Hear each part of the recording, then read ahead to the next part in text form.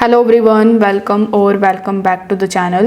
In today's video, I'm going to show you how to close a savings pot on Monzo.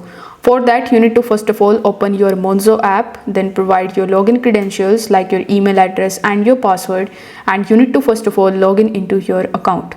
Now once you are on the home page of Monzo, you need to scroll down on the home page to the pot or the saving pot that you want to close.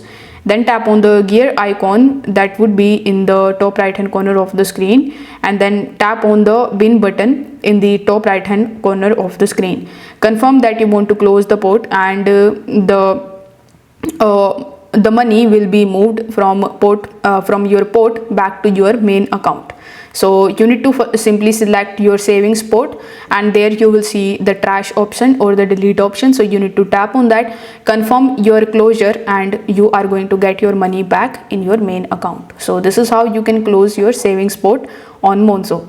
If this video helped you out, consider subscribing to the channel and liking the video. Thanks for watching.